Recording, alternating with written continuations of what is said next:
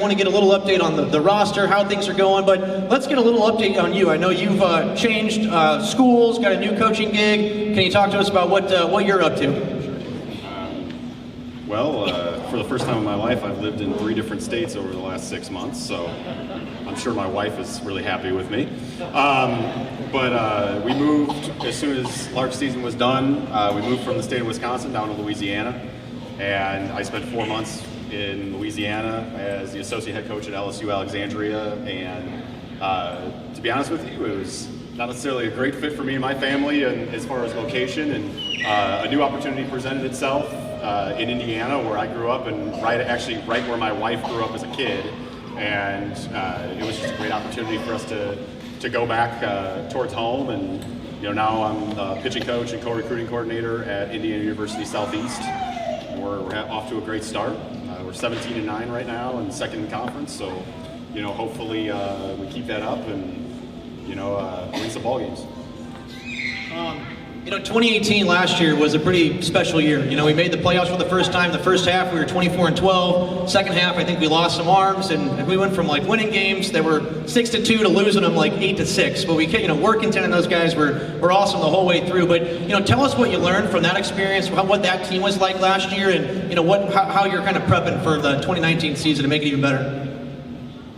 That 2018 team was by far the most special team I've ever coached in my life. At any level, whether that was pro ball on, by far the most special. Those players have become family to me, and I think that was the biggest connection out of it all. And at the end of the day, I know, we got all the little guys out here, and you guys as fans, and you guys see them as baseball players, but I've had the great privilege of getting to know them as human beings. And I have a bunch of texts that I was sharing with John today from our players, and one of which really struck home to me. Ripken Reyes, which I know everybody knows, and that's a name that I'll never forget in my life either. Ripken texted me actually right as soon as midnight hit on New Year's Eve, and Ripken texted me a picture, and it was a screenshot of right after when we won the first half. And it was a picture of him and I hugging. So he screenshotted when we won. And he went back and watched the video. And he said, Coach, thank you for the opportunity to come to Bismarck. It was a life-changing event for me. I'll never forget the fans, everybody from the front office, the coaches, the players. There will never be another experience like I had in Bismarck. And for me, that starts from, the top down. How our front office treats our players is fantastic. As coaches, all we really do is, yes, we're there to give knowledge, but we're not there to make over a player. We're there to give guidance, try to get them to take something home with them. But that 2018 team had a lot of talent, but even better people. And that's what made it so special. And I was telling John, I'm like, oh man, I don't know if I'm gonna ever have another team like that. But I will, and I know that. And because something we pride ourselves on as an organization is to bring in better people. And we'll continue bringing in better people. But if anything, that season made me a better person, being surrounded by those kids. So that's what I'm hoping to duplicate for 2019. We do have such a talented team on paper right now. But my job is to build culture, and my coaching staff's job to build culture and push them in the right direction. If we could build anything close to what we had within our clubhouse environment in 2019, it's going to be a special year. That's something I'm very, very excited about. Very cool. Well, I know it was a lot of fun. Yeah, give it up. A lot of fun watching you guys last year.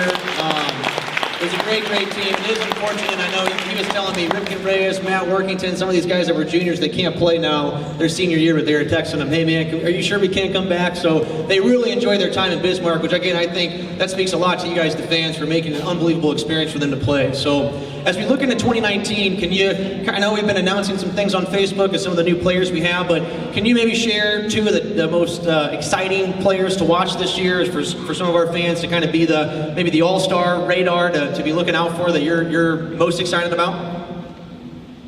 First will be our center fielder whenever he arrives here. And I say that because he comes from one of the most prestigious baseball programs in the country. Ty Condell is the starting center fielder for Texas A&M University. when he arrives, I expect him to make an impact, and he's going to be very, very good for this organization. He is an A-plus human being off the field as well. And when I say I do my homework on that. I make sure that we get a hit there. But I think he's hitting 322 right now for Texas A&M, and he's an everyday guy. That's somebody that I'm very excited about. The next one is somebody that might be under the radar. So he's one of my junior college players. He comes from Iowa Western, which is one of the top junior colleges in the country. He's currently being recruited by every SEC school in the country. So, Texas A&M is on him, and I know that. But Cooper Bowman, that's a name that I want Larks fans to look out for when he arrives as well, because his team's probably going to go to the JUCO World Series. He'll be our everyday starting shortstop, I would assume. I know everybody's going Jacob Nesbitt. Jacob Nesbitt's actually a third baseman now for Arkansas, so that's where Nezzy's going to be. But look out for him. He's one of the nation's leaders in junior college baseball right now in every statistical category on offense. So that's a kid that I'm really going to rely on heavily as well. Very cool. And I guess, lastly, just with guys that we have, we always get a couple of returning players that are coming back to play with us as they had a good time. Can you share with everybody who hasn't seen who is coming back from the roster last year, and what are your expectations for them being year 2 and potentially maybe year 3 Bismarck Larks? Yeah. Well, I'm going to have to read these off too, because, when you start going through year 3, you start running through some players here. You got to remember if these kids were here sometimes. One name that I'm really happy about, that he's coming back, and he wasn't here last year, but he was here year 1. He was injured with a shoulder impingement last season, but J.C. Bonilla is going to be returning. Big Bonilla fans, and I am too. He's a great kid. Matt Munden is coming back from last year's team, so a guy that I'm really excited about. New Mexico State out there is doing fantastic things. Everybody knows about Evan Miller. That was put through with press release. Same thing with Jacob Nesbitt. And then one name that I don't even have on my sheet right now because we just chatted yesterday, and nothing's official quite yet, but I thought it'd be fitting, and one of the best clubhouse guys that we've had in our first 2 years, and essentially is Mr. Lark, but Wyatt Ulrich will be making his return in year 3. So I'm excited about things.